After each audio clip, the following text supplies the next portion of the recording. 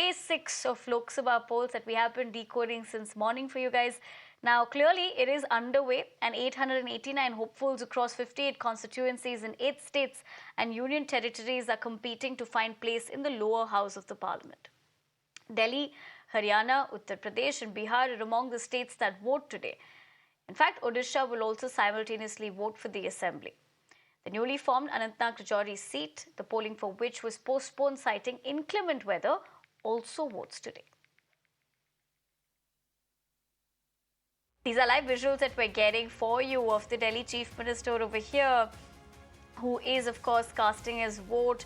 In fact, he's showing his inked finger. The Delhi Chief Minister looks in a spirited mood at the moment.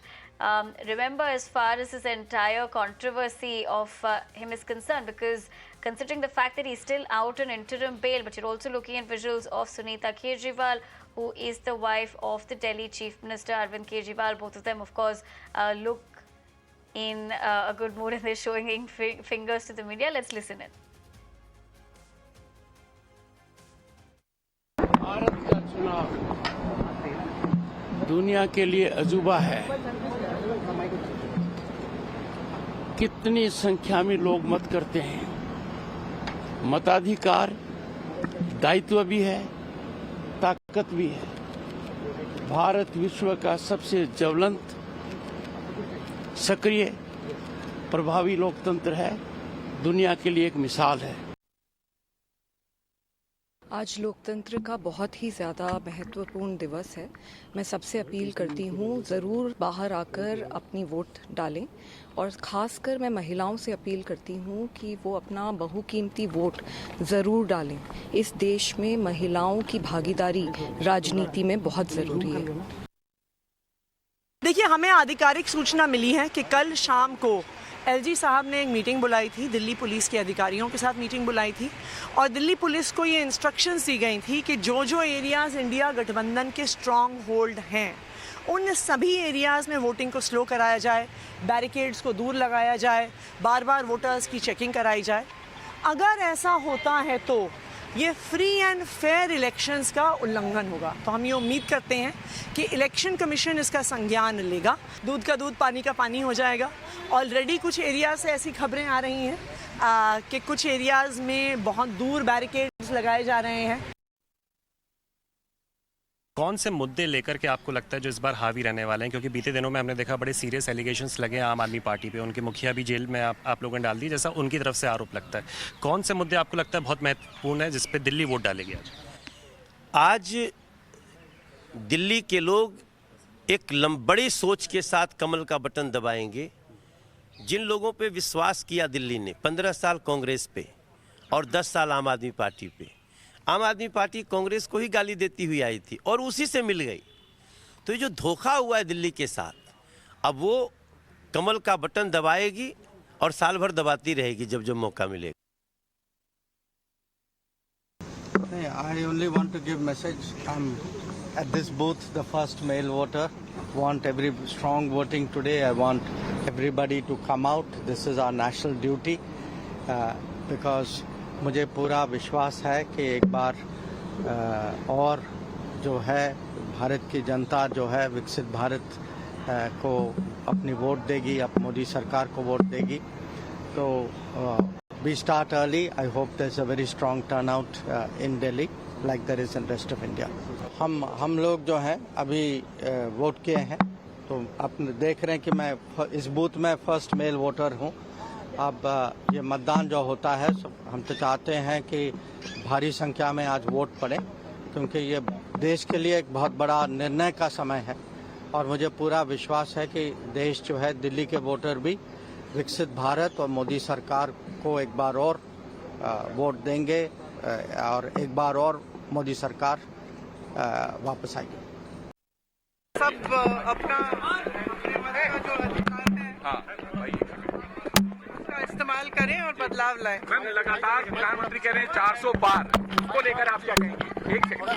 400 पार मुमकिन नहीं है। काफी समय से कहा नहीं है उन्होंने। हाँ प्रियंका जी, मैम दिल्ली की स्थिति क्या लग रही है? इंडिया गठबंधन की क्या स्थिति लग रही है? इंडिया गठबंधन ही जीतेगा। क्या मुद्दे हावी हैं प्रियंका? वोट किसको डाला ये नहीं पूछूंगी, पर मुद्दे क्या हावी हैं? हाँ मुद्दे तो आप बता मुद्दे आप बता आपकी सकते बेटी भी पहली बार वोट डाल के गई है। देश के क्या मुद्दे हावी आपको लगता है? वोटर और बेरोजगारी सबसे बड़े मुद्दे हैं, सबसे बड़े मुद्दे हैं सबके लिए, और सब चाहते हैं कि ये चुनाव उन्हीं अपने ही मुद्दों पर लड़ा जाए। सब चाहते